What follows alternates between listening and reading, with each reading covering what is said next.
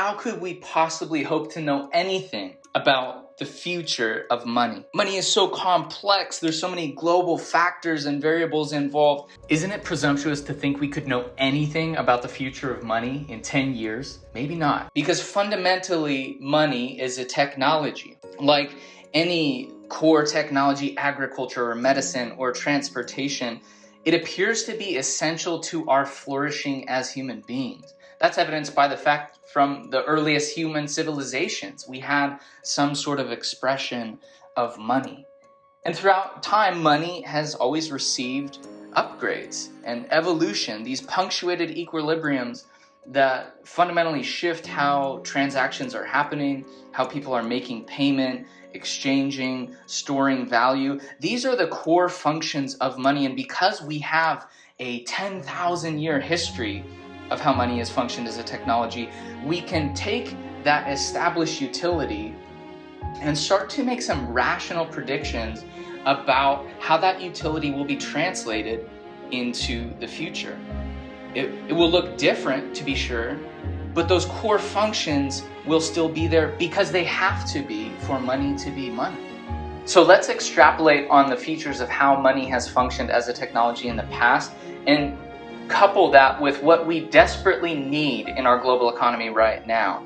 As we see the brokenness, the inequity, the injustice, even economically oppressive environments in many cases, what do humans need from our monetary technology in order to flourish? First, we should expect to see that money will be borderless and denationalized. This is true for a couple of reasons.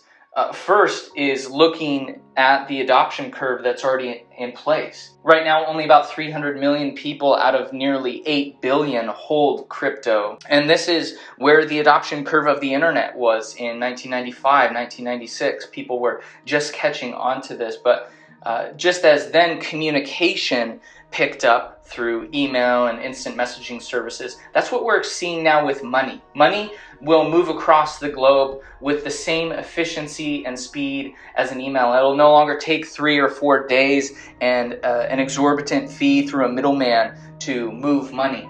Even beyond this adoption curve, it's conceivable that we're moving towards what Austrian economist F.A. Hayek referred to as the denationalization of money. So coupled with that, we will expect to see that, for example, in cryptocurrency right now, there are thousands of tokens. Not all of these have equal utility or equal function. In the future, people will choose to transact in a handful of popular currencies that store value, relatively low in volatility, and they can be relied on as a medium of exchange so that goods and services continue to flow efficiently and reliably. The digital assets that will be viewed as money in the future will be protocols designed precisely with global finance in mind. If you know much about the cryptocurrency market right now, let's take layer ones, for example. Some of the most well-known networks would include Bitcoin or Ethereum or Avalanche, Luna. Think about this though, will sovereign governments transact in Ethereum or Avalanche? It is not likely because the nature of those assets is highly speculative and there is so much volatility attached to them. So a layer one token doesn't really serve some of that core necessary utility of money. It wouldn't function well as a global currency, despite the fact that it might be a favored investment for many people. Bitcoin, though, which is referred to as digital gold. How about Bitcoin's case for global money? There was a pizza bought in Bitcoin, you might know, early on. And that pizza, if the holder kept that Bitcoin, the most expensive pizza ever purchased. Millions, if not billions of dollars. And so, again, with Bitcoin, there is a level of volatility and speculation attached to that. And despite the fact that many governments are stacking their bags of Bitcoin, my contention is not that is in order for them to spend it down the road in the future. Just as the reason that many people store gold is not so that they can spend it in the future, chop off part of a gold bar and buy a bag of groceries with that. The people who buy Bitcoin don't part with it easily. And they certainly don't buy pizza except for that one time. So what kind of assets will function as money in the global economy 10 years from now? Again, the answer is probably something that is designed to do that. So what would the design look like? Well, these digital assets that will be viewed as money will be stable, in part because they are not single fiat currency derivatives. Currently, one of the primary sovereign nation currencies that is viewed by many as almost the reserve currency globally is experiencing a true inflation rate of close to 15%. So with any single fiat currency derivative, there is risk attached to holding that. That's why on many of these paper currencies, it will say something like, this is backed by the good faith and trust in the government that is issuing it. If two countries are going to transact in global trade on the regular, they need a stable, reliable means of settlement. That means minimal volatility attached to that. So some people would say, oh, well, that's where stable coins are the answer. However, any stable coin that is attached to a single currency, which is essentially all of them at this point, that stablecoin bears all of the risk of the monetary policy from that sovereign nation's currency. Asking global trade to rely on something like a stablecoin pegged to a single currency is like asking all of the world's economies to balance on a pogo stick together and to stay there forever. There is a single point of failure, a single point of balance that must be perfectly calibrated, otherwise the whole thing tips over. On the flip side of this pogo stick analogy, the digital assets that will be viewed as money in the future will have multiple stability mechanisms baked into them. If you imagine climbing a ladder or rock climbing, it is recommended that you always maintain multiple points of contact which anchor you to the object that you're climbing. So if you have 2 feet on the wall and one hand on a solid hold, then with that fourth limb, your second hand, you can reach up for another hold, and that's considered safe because you are ready for anything that might happen. Digital assets that will function as money in the future will have these multiple anchor points of stability to minimize the risk of any one point of failure, like a hand or a foot slipping while climbing. But beyond this volatility, shock absorption, and stability mechanisms, there is an essential feature that many people have been overlooking on the blockchain right now. And that is the fact that on almost 99% of chains, any transactions that take place are public by default. That means if you've transacted in crypto before, all your transactions are hanging out there. Your entire purchase history, the balance of your wallet, is viewable by anyone. And this is an enormous problem that to date has been a large barrier in institutional adoption, in even retail adoption and participation in cryptocurrency markets. And so a prediction here is that the digital assets that will be viewed as money in the future will be privacy preserving.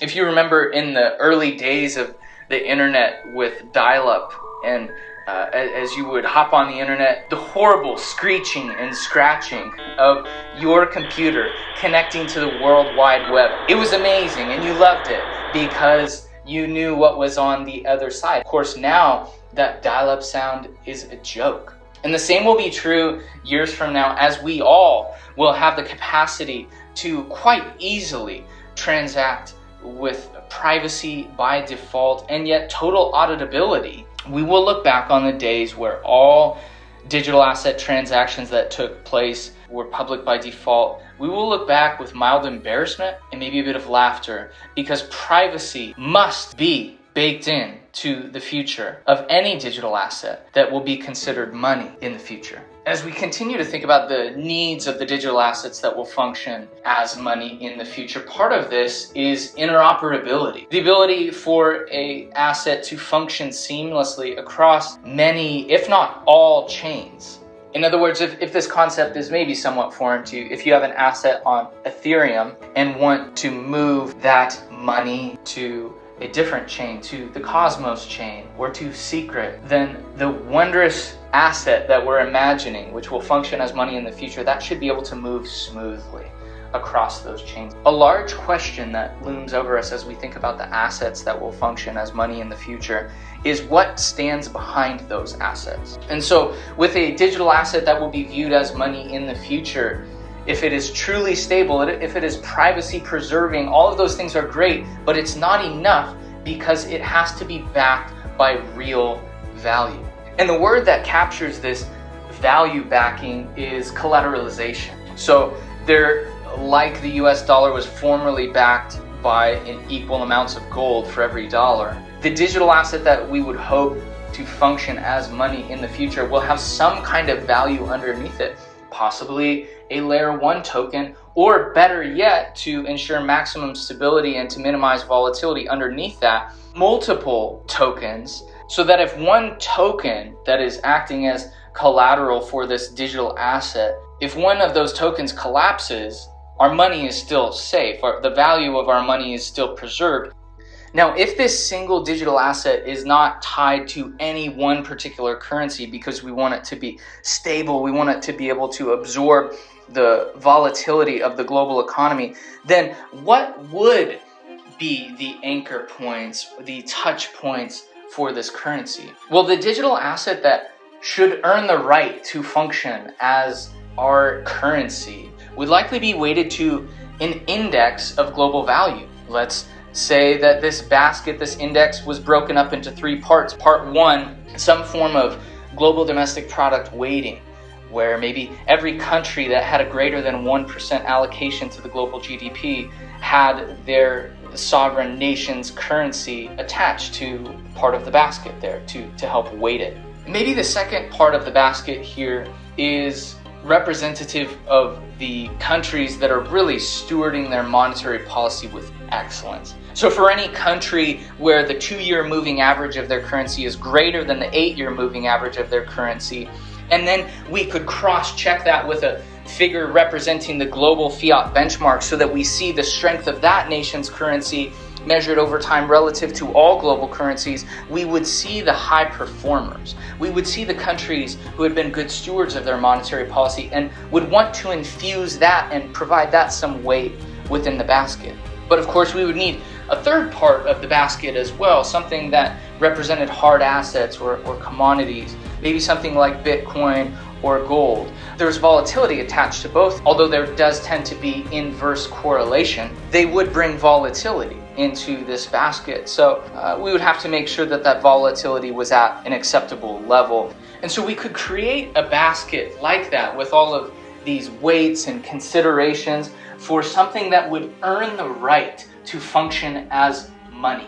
There's a problem here. What if something changed? What if Bitcoin crashed? What if the US dollar or a major nation's currency that was in the basket collapsed as well? What could we do then? What if this basket was changeable over time through governance protocol, through a decentralized autonomous organization where anyone who was a token holder held a voice and had participation and ownership rights in this protocol? And so if this basket was changeable over time, then that means that any global economic scenario you can name for 2030, 2040, 2050, 2100, the DAO, or the Decentralized Autonomous Organization running the governance for the protocol, they could adapt, edit, calibrate the basket for that so that this asset would continue to serve the global economy by preserving value and purchasing power, acting as a trusted and reliable medium of exchange for everything from global trade down to buying groceries at the store or buying coffee. Such an asset, which is possible, that would be the ultimate hedge against volatility and the ultimate transactable, stable money. It could in fact make an argument for being the most stable asset on the planet. This is what we need from our money. And what's very exciting to me is that this digital asset now exists. I encourage you to check out Silk and the team at Shape Protocol, because this is what they're building. If you'd like to learn more and get involved in the community, just visit the link in the description. Money is getting an upgrade, and we all deserve a voice in our shared future.